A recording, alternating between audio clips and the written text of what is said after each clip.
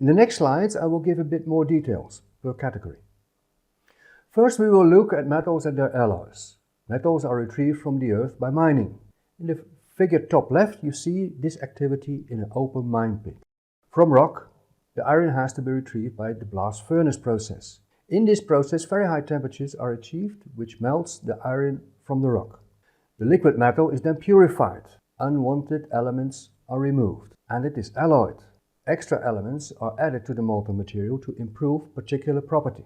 A similar process for aluminum is based on the electrolysis process. After purification and alloying, the molten metal has the right composition. It is casted and rolled in semi-finished products like sheet, plates, ingots, poles, blocks, etc.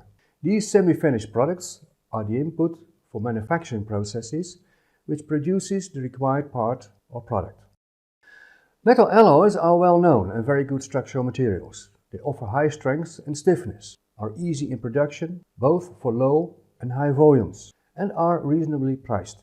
Therefore you can find them in numerous applications. If we confine ourselves to structures, then all major structural applications like ships, cars, bridges, aircraft, and a lot more can and have been made of metal alloys. The second category is polymers. Maybe not a category of materials for structural applications, though interesting, because it is one of the main ingredients for composites. They are macromolecular substances, built with high carbon-hydrogen dominated molecules. There are two major classes. First, thermoplastics. They consist of large molecular chains that are not chemically bonded. The bonds between the chains are rather weak and can be broken when temperature is increased. This process is reversible. Second, thermosets are the other major polymer group, consisting of large molecular networks created by two or more chemical substances, monomers. Once cured and solidified, the network cannot be dissolved.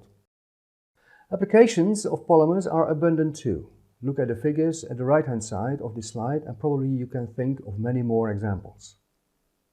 One type of polymer, not mentioned yet, is the elastomer. On microstructural level, somewhat in between the thermoset and the thermoplastic polymers. Elastomers or rubbers are well known from car tires. Polymers can also be processed into fibers, used in cloth and general industrial applications. The third category is ceramic materials. As already mentioned, these materials are often very brittle. They have a very limited ductility and, just like this dry riverbed, crack quite easily. The ceramic material is often made of oxides, nitrides, carbides, of silicium or carbon or combinations of them. Typical examples of ceramic materials are window panes, porcelain cups, saucers, bricks, etc. Because of their composition, ceramics can be very hard materials, ideal for cutting tools. And they have a good temperature resistance, used in thermal protection systems of space vehicles like the Space Shuttle. Despite these good characteristics, ceramics are not often used in typical structural applications because it lacks flexibility and ductility. The last category is composites. A definition is the following.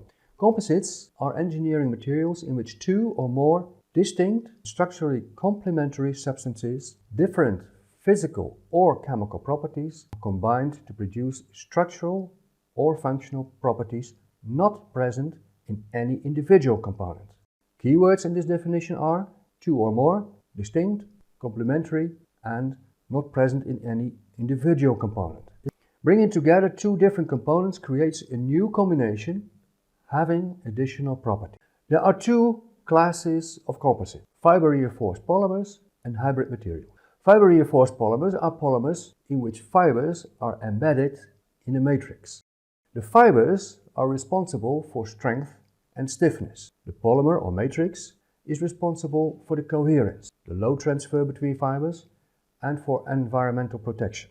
For the fibers we can choose many different materials. Carbon, glass and aramid fibers are often selected for aerospace applications. Other options might be metal fibers, polymer fibers like Dyneema, natural fibers like flax, and a lot more.